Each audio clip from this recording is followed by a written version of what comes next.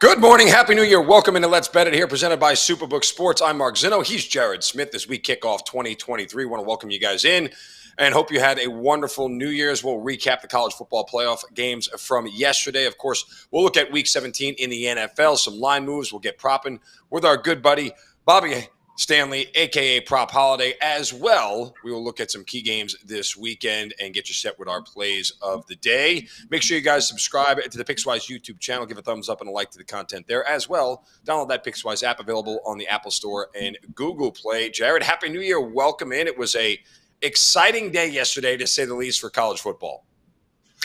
Oh, yeah. I still am getting shivers up my spine from those two games. They were both bone-chilling, back and forth.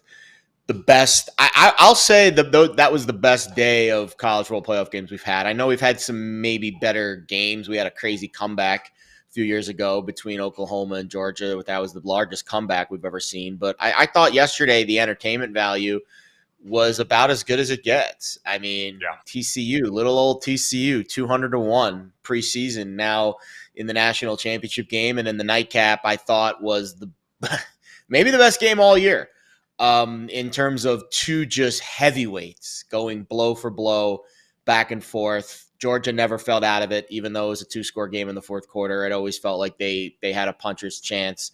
And yeah, I mean, that's about – let's just leave it at this. I don't think the Natty will top that one. That was the Natty last night between the two best teams in the country.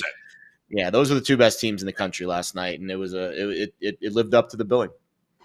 I think you can characterize yesterday's two games, in my opinion at least, by absolute horse poop coaching in the first game versus superb coaching in the second game. Jim Harbaugh destroyed his team's chances literally at the very beginning of the game with the way he mismanaged that whole final, end of the first drive. They get a 59-yard run from Donovan Edwards to get into field goal range immediately on the first play. And I don't understand why coaches all of a sudden feel if you don't turn that big play into a touchdown, that you're taking a loss. You have a defense that is as good as any defense in the country. Take the points, go up 3-0. And I get they were going to go the length of the field regardless, but then you try that stupid double reverse flea flicker, whatever the heck that thing was, and you get it. The whole thing gets blown up, and you just gave momentum early on to a team that all you had to do was take the momentum away from them. And I think that you won't convince me that game doesn't turn out differently if they play that first drive differently. That's just me. On the flip side, last night, I literally saw the greatest timeout I've ever seen called in the history of football, in my opinion. Kirby Smart sneaking in and calling timeout before that fake punt, which absolutely Ohio State caught Georgia napping, got the look exactly what they wanted, and that really would have changed that game. Even if Ohio State doesn't score there, the clock starts to become the enemy. They could take another two, even if they go 3 and out after that, they could still take another 2.5 minutes off the clock, Jared, and it changes the entire scope of the end of that game. That timeout literally saved Georgia's national championship chances on that play. Ohio State punts it away. Georgia goes down the field, scores again. I mean, it literally was simply the greatest timeout I've ever seen called. I don't think I'll see any better coaching than that from anybody anytime soon. Yeah. That's why they're Georgia. I think there's, I think the biggest takeaway for me with the game last night was Ohio State clearly was the second best team in the country all year. That's what the ratings said. And if that game was played in October, it's probably a pick'em, or maybe like Georgia minus 2.5. Like they might not have even gotten a 3 on a neutral if that game was played in mid-October. But because of the long gap between Ohio State playing and what they did in their last game, the recency bias gave us a gift, frankly, with the Buckeyes. That was a gift. Anything more than a field goal was something that I think it was obvious by the time we got to Saturday that every sharp bettor on the planet was gobbling up the points with the Buckeyes. That line, so Michigan, TCU basically didn't move. Like it barely didn't move. 7.5, maybe fluctuated just a little bit to 8. I saw a couple of 8s pop up right before kickoff, but that was about it. That wasn't a significant move though. But Ohio State going from 6.5, basically closed 4.5, almost 4. I mean, all on game day, 24 hours before we started to see the lines move once limits expanded on on Friday afternoon and then, into Saturday. But yeah, that was clearly the gift of the day was Ohio State plus the points, because that line, again, if you remove the recency bias of what Ohio State did against Michigan, second best team in the country all season long, other than those 3 throws from J.J. McCarthy that made Ohio State look a little foolish. And I'll be honest, Georgia's offense looked pretty good last night. Like, they're going to score a shitload of points on TCU. So we'll see. The line is already out for 13.5. I saw it on One Shop at 14 get bought down. I put a unit on 13.5. I think it only has one way to move now. I don't think it's going to move closer to TCU. I was surprised, actually, that it opened under 2 touchdowns. I thought it was going to open at 15.5 was kind of the number I heard floated around by some of the bookmakers I reached out to. And then when I saw 14, I was like, oh, this is going to move off 14. And then the first move was 13.5. And that's where I took a unit on Georgia. I probably won't do anything until we get to game day now. I put my unit on 13.5. If it gets over the key number of 14, I might buy back at 14.5 on TCU. But I don't feel that overly, bullish on the number. But I think it's not going to move too much in favor of TCU. If it's only going to move in Georgia's favor. Yeah, I mean, it's going to be interesting to see. My initial reaction felt like too many points. Look, full disclosure, I was dead wrong on what I thought Michigan could and should do to TCU. They had the better athletes, but here's the difference. And this is something just, generally for bettors out there, at least that I focus on. Game script to me is everything. And what TCU did yesterday and what Ohio State did yesterday was exactly the game scripts they needed to win the game. You had to put Michigan behind, and you had to force them to throw and get them away from the run, because I'll go back to coaching. What I can't understand is after that 59-yard burst on the first play, that should have been the signal to me. I'm going to pound this ball down their throats until they can stop me, period. That's not what Jim Harbaugh and Michigan did. They decided to start throwing the ball, and once they got themselves down early, then they couldn't get back to the run. I mean, even in the second half, it was only a 2-score game coming out of half. Theoretically, they could have went back to the run, but coaches get nervous. They feel like they're behind, and they have to chase, and they got to score quick. And the mentality of the game takes over. Ohio State played a perfect game. They literally played a perfect game. The only thing that went wrong for them is their kicker missed a kick. I mean, other than their defender falling down on that one touchdown, down the left sideline, which, what are you going to do? There's nothing you can really do about that. It happens at times. All that considered, Ohio State had a perfect game plan. They made Georgia play from behind. They took Georgia's run game away early on and forced them to throw. And they have, despite the fact that Ohio State's corners might be their weakness, they played really well in the secondary all game long. So, game script to me is everything. I think both of those teams put together a game script that benefited them. What does TCU do for a game script against Georgia? Watch the Ohio State game and try to do the same thing. They've got to get out early. They've got to get Georgia to play from behind. It's not that Georgia can't play from behind, but it's just one of those things where it's like, hey. They might be without their best running back, though. That the Miller injury I thought was big.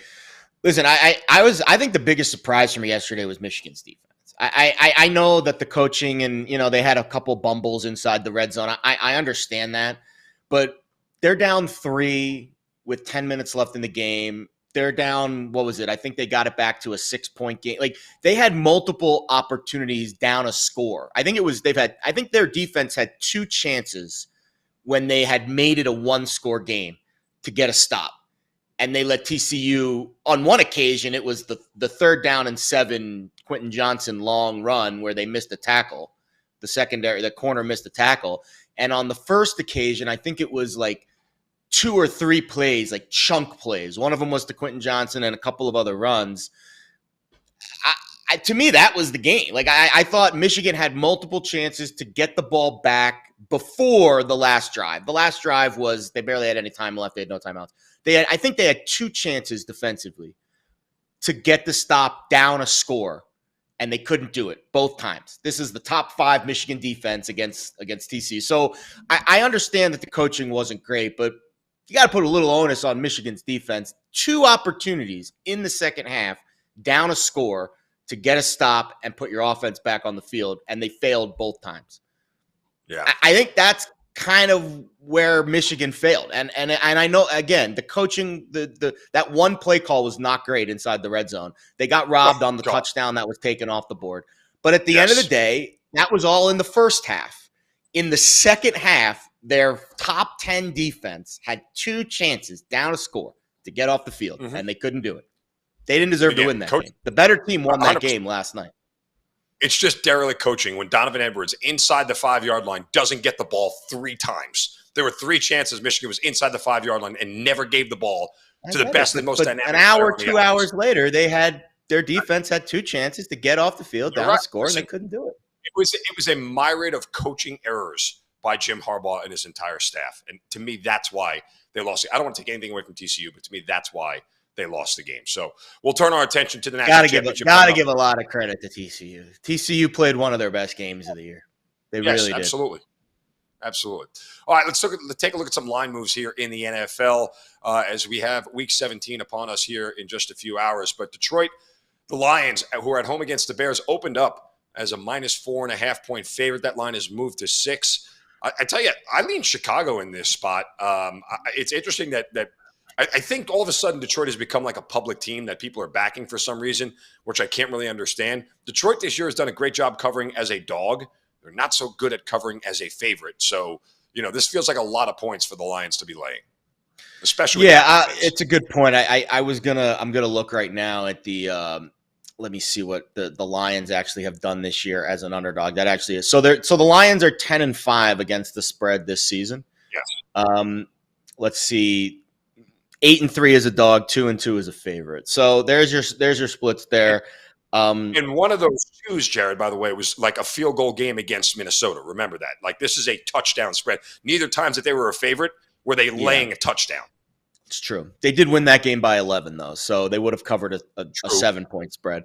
I think the part about this game that's intriguing, there's only one bet. Let's just leave it at this. I agree that Detroit is a favorite is not something I want to get involved in. The one Chicago angle that I like better than, because let's be honest too, I could see Chicago's defense really sucking in this game. I mean, that's the Lions are at home. They love that fast track. Their offense is coming off of a game where got bullied a little bit by Carolina. I could see their offense playing better in this game. The one prop angle I like is the Justin Fields rushing prop. And again, we're at that point in the year. Contract incentives, player milestones, these things matter. And Justin Fields is about, I think, 195 yards away from Lamar Jackson's single-season rushing record for a quarterback. I think next week it holds a lot more weight and prominence once we have a definitive number. He's not going to get 195 yards this week, but he did go over 100 yards the last time these two teams faced each other. So 74.5 is a very fair prop number on Justin Fields. Again, not like next week where the contract incentives and the player milestones have that finality of it where the urgency is there in a more urgent way, to put it mildly. But I put a unit on Justin Fields' over today because I think it's worth a unit, and I think that's the only angle betting-wise I see for this game that I like. Yeah, going to be interesting to say the least, see how this one unfolds. We had a line flip between the Dolphins and Patriots. Miami opened up as a 1-point favorite, and then it flips to New England -2.5. I heard you talk about this line movement all week long, though. Give it to us one more time. Yeah, I mean, I think it's fair to say that, and let me see if the totals moved any more over the last couple of days. It really hasn't. But the part about this number that I thought was intriguing was, so we get the line, the Dolphins line, it flips from -2, almost -2.5 on the look ahead last week. And then on Monday, it goes to Dolphins +3. So that's implying a 5.5-point move from Tua to Teddy. But the total only dropped 2 points from 43 to 41.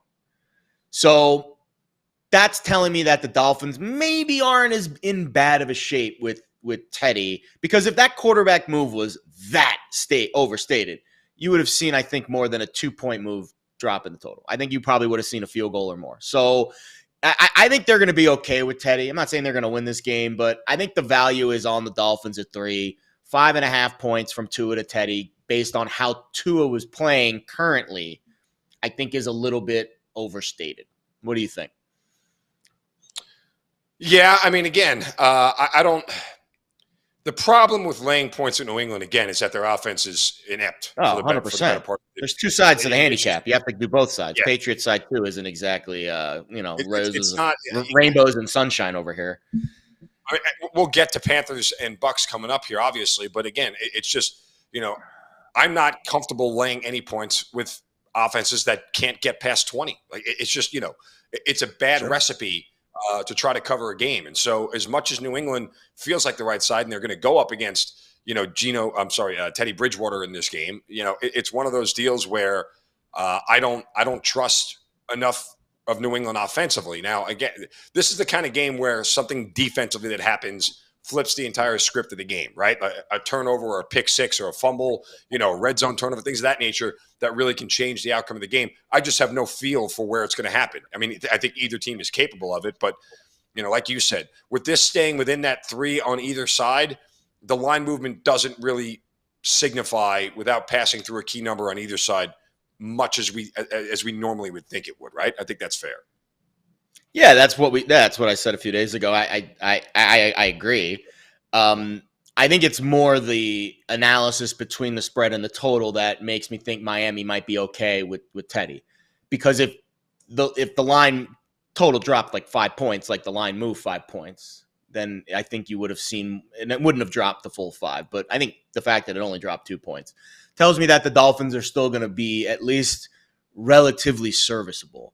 The bigger handicap here, too, is how Teddy will play. And, every single media content provider on the entire planet's tweeted out his underdog record this week. And that's fair. But those games were all with Denver and Denver and Carolina, especially Denver, who had a much better defense. So I think it's hard to apples to apples. Teddy's, I think it's 26-9 as an underdog. And I forget what the road underdog one was, but it was just as good, if not better. So it's hard to make the apples to apples comparison because, again, Denver, Carolina 3-4 years ago, Miami today, Dolphins defense not as good.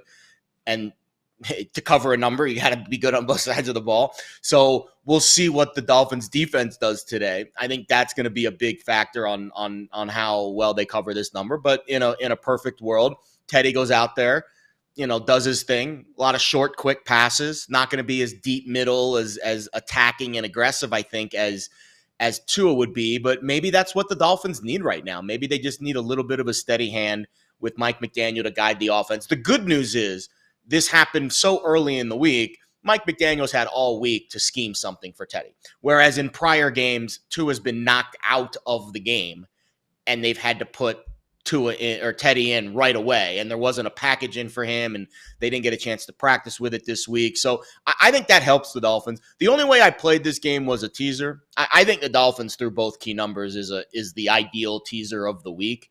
Low total game, divisional rivalry. Obviously, both teams need the game for the playoffs. So that's the only betting angle for me here is move the Dolphins. I thought at 3, there's a little value on the Dolphins, but I'm a little shaky about their defense. So I think between both key numbers up to 8.5, I think the Dolphins in a teaser is probably the ideal betting angle here with this game.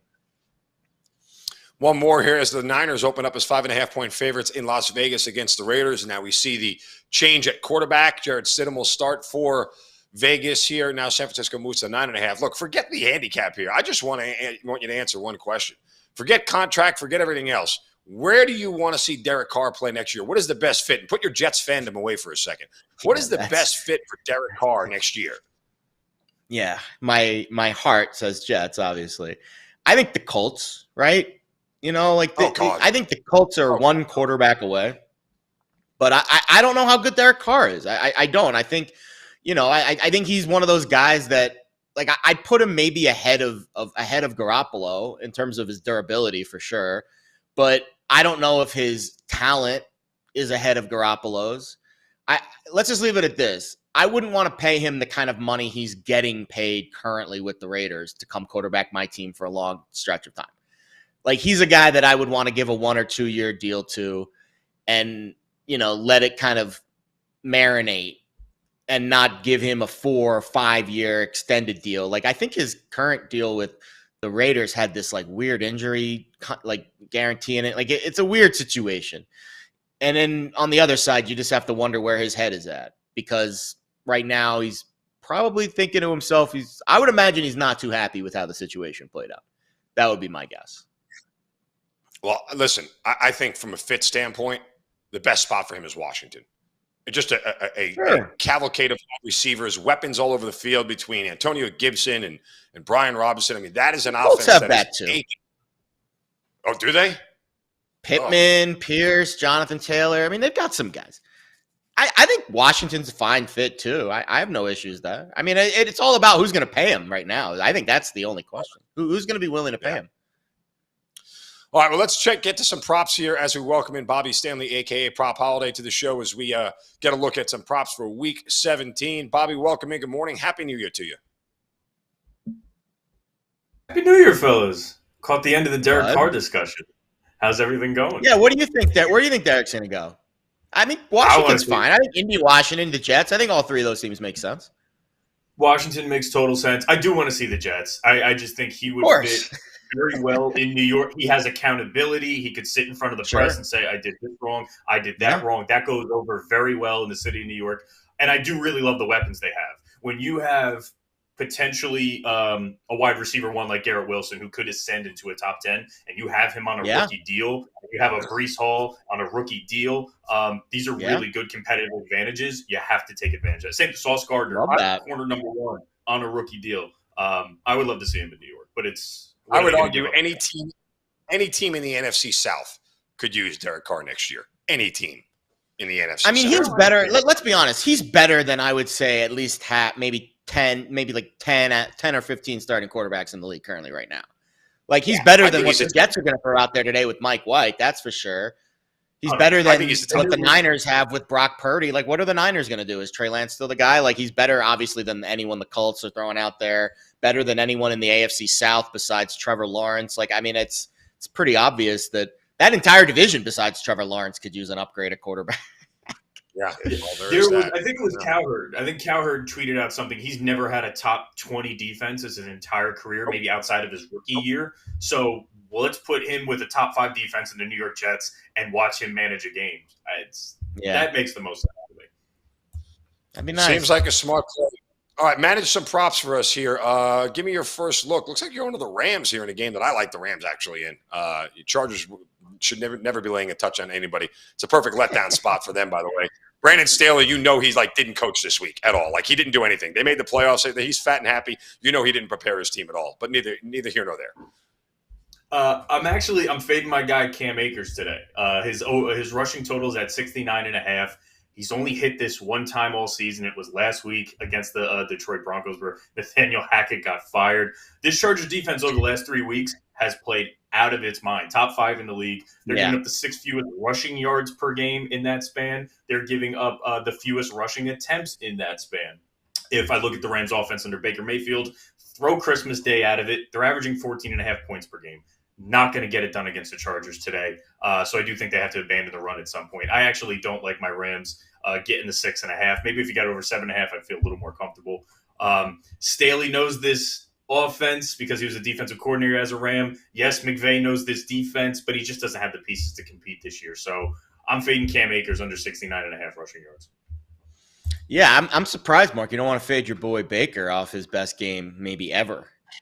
The one thing I'll say about the Chargers' motivation this week, I agree. Usually you clinch the playoffs, let down the next week, but they want that top wild card spot, and they need one more win to get it. Because if you get the top wild card spot in the AFC, you get to face Jaguars, Titans in round 1 and not Bills, Chiefs, or Bengals. So I would say this week for the Chargers is you get one more week of, listen, we need a win. We need to get that top wild card spot. We do not want to face Cincinnati or Kansas City or Buffalo in the wild card round. Goodness gracious. So my guess is we get a good Chargers effort today, and then next week will be the week that they let down. But we'll see. All right, I'm on the Justin Fields prop in this Lions-Bears game. Obviously, fast track in the Motor City that could breed some points. These two defenses, not exactly the 85 version of the Chicago Bears. And you think Amon-Ra St. Brown on the other side, on the receiver side for Detroit, is the right move in this game from a prop angle. I do. And I got Justin Fields in my fantasy championship this year, so I do hope he goes off. There's no way they don't run the hell out of him the last 2 weeks and try to get him that Lamar Jackson record. I mean, I just don't see how that, after everything he's been through this year, That seems like something they're going to do. But please tell me about Amon-Ra. Sure. I mean, it's a time of the year you want your best players to have the ball, even if you're forcing it some of these times. And that's what the Lions have been doing with St. Brown these last few weeks. He's had double-digit targets in 4 of the last 5. The one that he missed, he had 9 targets.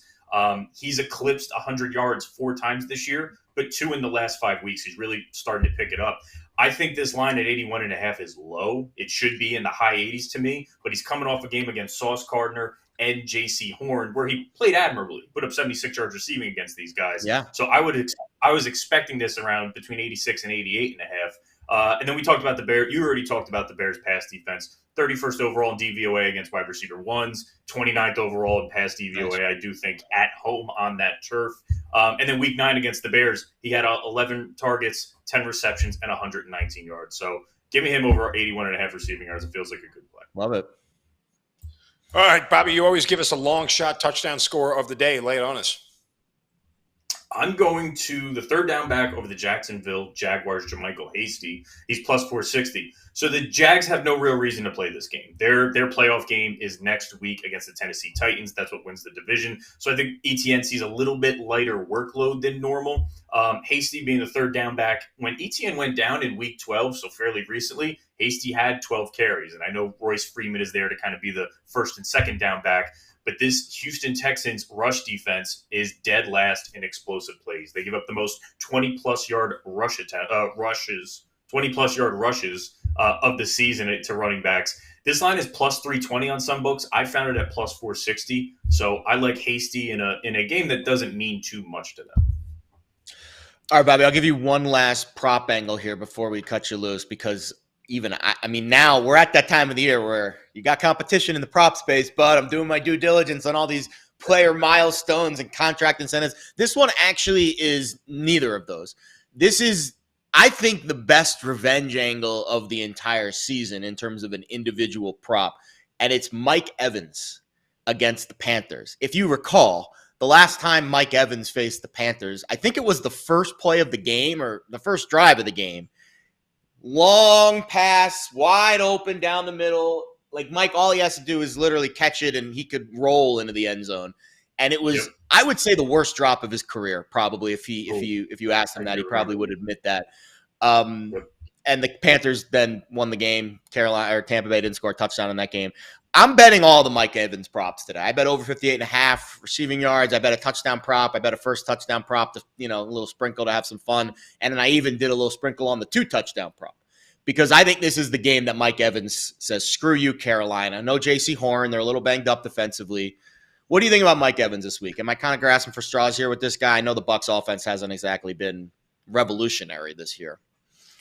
I actually love it. I like that you're coming to the dark side with the 2 touchdowns. Beginning of the season, when I brought that up, you looked at me sideways, but now he's on them. No, I love Mike Evans. Here we go, baby. I'm a believer now. See what happens after doing a year of shows with you, Bobby? You get me on board. I love it.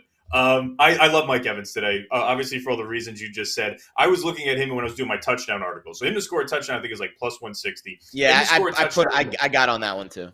Yeah, I got on that one. Him to score a touchdown and the Bucs. Him to score a touchdown in the Bucs money line, which I do like the Bucs to win outright today, is plus like 250. I think that's a really solid play.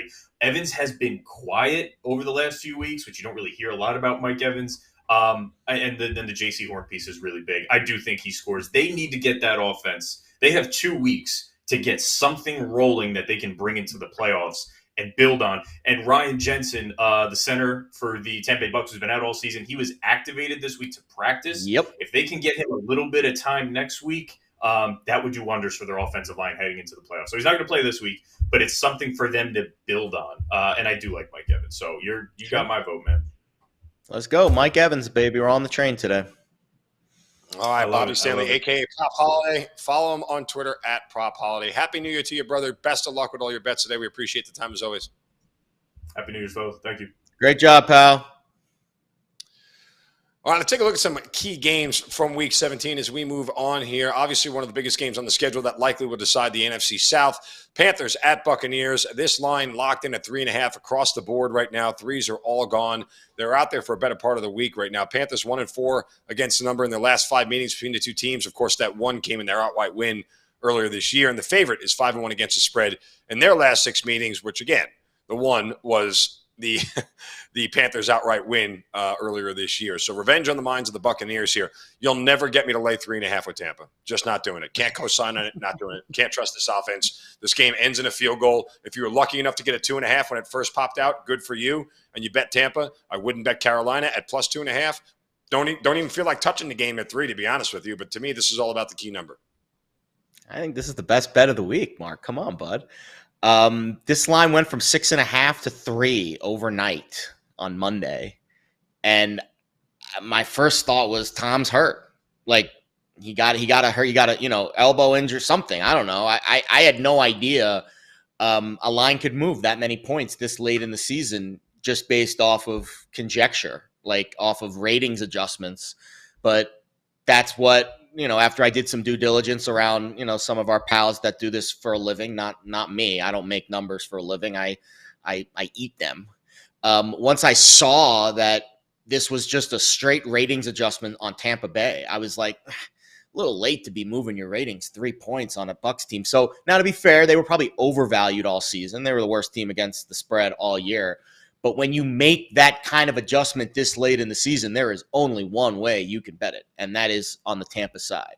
So, yes, off 3.5, obviously it doesn't have as much value as when we bet it at 3 earlier in the week. But I don't have any great analytical reasons why Tampa's going to win this game. But if you're going to give me a 3.5-point ratings adjustment with absolutely no personnel changes, just from Sunday night to Monday morning, this team's overvalued, we're going to move at 3.5 points.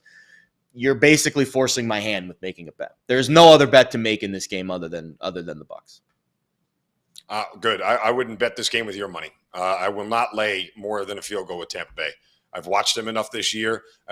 How much money have the books made this year off of two things? Tampa Bay is a favorite and Kansas City is a double-digit favorite. Because guess what? Those two things have not come in at all this year. At all. So, again. Well, now we're getting a fair price on. But that's the point I'm trying to make. The price on Tampa has been significantly inflated all year. Now it's not anymore. So now you have to ask yourself, do you just like Tampa Bay to basically win the game? Now at 3.5, it's not quite that anymore. It's not that simple. They have to get a little more distance between themselves. And obviously the 3 in the hook turns this to me from like a best bet to just a bet, period. But I still think I like the handicap of Tampa Bay playing their best game of the year and their biggest game of the year. We haven't seen Tampa Bay's best yet. Tampa Bay has listen, they have more talent than the Panthers. If Tampa Bay plays their best game, they win this game by 2 scores easily. They haven't played their best game all year. Maybe we see it today. Maybe we see Todd Bowles finally make a couple of good coaching calls. I don't really care about that as much as I care about Tom Brady just looking a little bit better. But I got to give him credit. Down 10, late, J.J. Watt's up your ass all night long on Christmas night. Came back, made the plays they needed to make to win the game. On to the Vikings and Packers. Packers laying 3 here. And let me just check across the board where we are with the numbers for that game. If there are still some 3s out there, I've started to see some 3.5s. Yeah, it's all 3. It's all 3 now. Again, it's when it was 3.5, my logic was this, very simply, Jared, that I get that Minnesota is not a team that you wanted to lay 3.5 with this year. Kirk Cousins is never a quarterback you want to lay 3.5 with. That said, there's a big difference between me laying 3.5 with Minnesota and taking 3.5 with Minnesota. Look, I know Green Bay's offense has averaged over 27 points per game over the last 4 games, but this is still not an offense that I want to trust to be laying points. I know they're home, but over a field goal, again, to me, seems like a stretch given the sample set of what we've seen from Green Bay for a better part of this year. I agree once it gets past 3, but you have to ask yourself this. We were very excited to lay 3 with the Lions a couple weeks ago against this Vikings team. I don't understand why I wouldn't feel comfortable laying 3 with the Packers. Well, wasn't that line 2? It got close to 3. So the Lions had to win by 3 in order for you to win your bet. Right. Yeah, but again, you still need the Lions to win the game. You're laying points with the Lions. Yes, there was a little bit of an adjustment there, but it was still you still needed a 3-point margin at least to win that bet. The Lions were a favorite. If you were willing to bet the Lions as a home favorite of a field goal, basically 2.5, I think you should feel comfortable laying 3 with the Packers. 3.5, yeah, you're right. Of course, anytime the line moves off of 3.5, you need to downgrade your mental simulation by at least 10, 20%, because that's what the win probability shift says once you go from 3 to 3.5, 5 to 10% or so. But I still feel confident that Green Bay is the right side here. I don't think they're going to win by 2 scores. We're not going to see like a Cowboys game because Green Bay doesn't have that kind of offense. But if you trusted Jared Goff to beat this Vikings team at home, it's hard not to trust Aaron Rodgers. Fair enough. All right, one more here. Sunday Night Football, Steelers at Ravens. Ravens laying 2 here in what's supposed to be a physical matchup between these two teams, as it always is. And usually this line, when healthy quarterbacks are playing, is always set at 3 or 3.5 in favor of the home team. Doesn't matter what their records are and everything else. Odds makers just default to the fact that this is always going to be a tight game. Under is 6-2 in the last 8 meetings in Baltimore. The dog here, 26-3 overall ATS in their last 29 meetings. So Tyler Huntley, no Lamar Jackson again today. I don't think you'll see Lamar Jackson play until the playoffs. I've said that for weeks now. He's got no reason to suit up before the playoffs. But all that said, I like the teaser spot here with Pittsburgh. But other than that, yeah, it feels like a coin flip game, Jared. Yeah, it's a good teaser spot for Pittsburgh. I have nothing on this game. I never like betting their games. I tried to take a chance on the over a few weeks ago and it didn't work out. They had some opportunities, but betting an over in this game too, even though the number's comically low at 35, you're kind of asking for trouble. I'm done. I'm done trying to handicap the AFC North this season. The Bengals, I think, are the best team, but you've got the Steelers and the Ravens and the Browns that all have these little moments that pop up. And I think the Browns today are a good bet against the Commanders, but I don't know if I can pull the trigger on it. But AFC North has been a really tough handicap this year. It really has. And I have zero desire to bet this game. I really don't. No, I kind of agree. Again, it's going to be a tough one, but we'll watch it on Sunday night. All right, Before we get to our plays of the day here, let's talk teasers. Lots of good options out there, Jared. I know you mentioned the Dolphins earlier. Give me your best teaser options for the public out there today. Yeah, I think Steelers are a good one, but again, I'm not fully on board with the AFC North this year. So for the teaser I gave out in the column this week, I gave out Dolphins and Texans, and I think I saw this morning Schefter tweeted out that the Jaguars are not going to rest any starters. I'll be honest, I don't know if I buy that.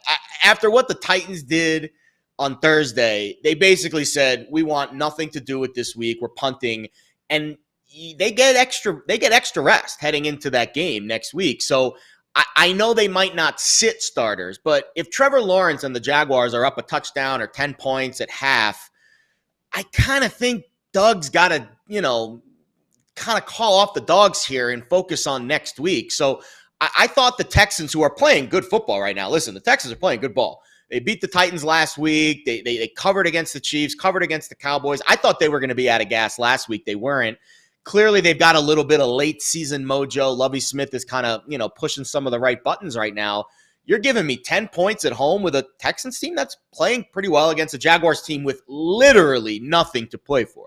I don't understand how and why they would create significant margin in this game and extend their starters pat. Like, if they're up 2 scores in the fourth quarter, you don't think Lawrence is coming out?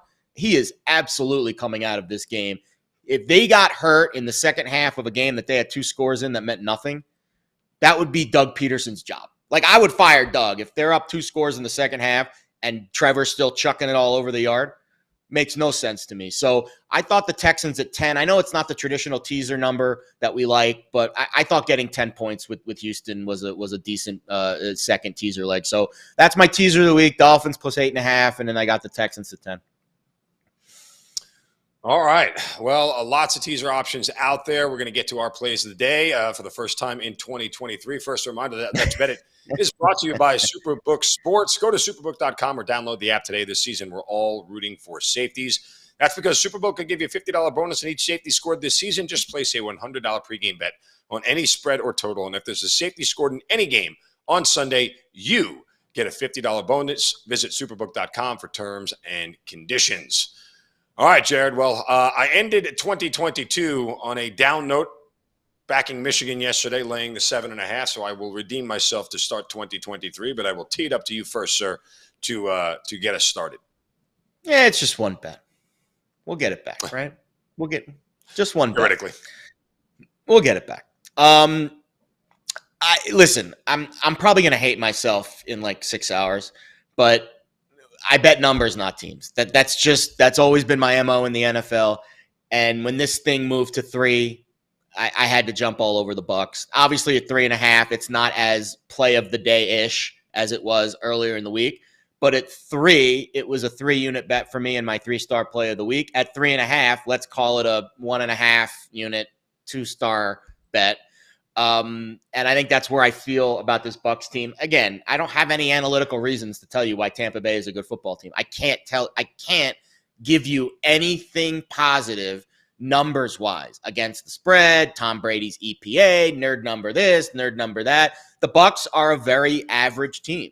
Their defense is slightly above average, and I think that's the part of the handicap that I'll lean on here. Sam Darnold in an important game against a good defense. And I don't really care about the Darnold versus Brady numbers because that was all Jets-Patriots. That means absolutely nothing to me. But what I do care about is the Panthers really love to run the ball, and the one thing the Bucs have done well during this little stretch is stop the run. So if that part of the handicap works out, and you turn Sam Darnold into a passer, and let's say the Bucs do get off to a okay start, and they're not playing the come-from-behind game, then I do think the Bucs defense can, clench the fist and make Sam Darnold look pretty foolish during this game. Now, I don't know what we're going to get from Tom.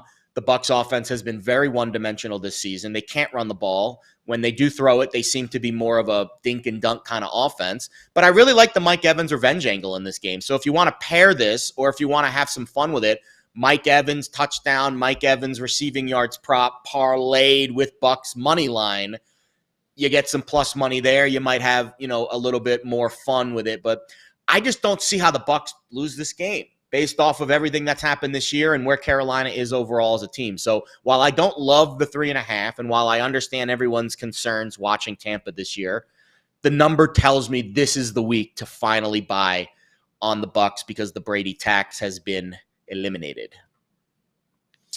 Yeah, I mean, look, it's going to be an interesting game to say the least. I'm going to stay off it. I'm going to watch it and enjoy it, but I certainly think that this is certainly a team that if you get the best edition of Tom Brady and that offense, they could easily win this thing handily. Let's just see how it all shakes out. For my best bet, I am going to go to the city of brotherly love as the Philadelphia Eagles host the New Orleans Saints here. Jared, in short, there's not a world alive where Gardner Minshew should be laying 6.5 points to anybody, period. Like when he was getting 5.5 points last week, that's a different conversation. Right now, him laying 6.5 points seems almost maniacal against the top 10 pass defense in the New Orleans Saints. We saw a couple of picks from Gardner Minshew last week. I think you'll see some more here. I know Philadelphia has the ground game. Obviously, you're not going to get the best effort from Philadelphia. It almost seems like the Eagles right now for the last couple of weeks, Jared, have been on cruise control, right? They know they just need one more win. They know they're going to get another win. They're not interested in sort of domination here at this point in time. They want to get out of these games healthy. They want to get out of there with a win, lock up the 1 seed. I know the Cowboys winning on Thursday night puts a little more pressure on Philadelphia as far as the 1 seed is concerned, so they need to get a win here. But still, New Orleans still has plenty to play for. With the NFC South still being alive, if Tampa Bay loses this week, New Orleans has a shot at this thing in Week 17. They'll need some help, but still. So New Orleans is a team right now that absolutely is playing with motivation. Andy Dalton has been a little bit better each week. It's tough for me to trust him, but still, I just can't get anywhere near laying 6.5 with Gardner Minshew. I think the Eagles win this game. I think the Saints cover. And I think that ultimately here, the Eagles will lock up the 1 seed, but I'm just not backing Gardner Minshew laying a touchdown. So give me the Saints plus 6.5 for my play of the day. All right. Listen, it's going to be a fun week. Yeah, that'll do it here for our first Let's Bet It of 2023. Again, make sure you guys download that Pickswise app. It's available on the Apple Store and Google Play. Subscribe to the Pickswise YouTube channel. Give a thumbs up and a like to the content there. We appreciate you guys joining us, and we'll be back tomorrow for another edition of Let's Bet It. Happy New Year, everybody. Go cash some tickets. Go get it. Go bet it. Have a great day. Happy New Year.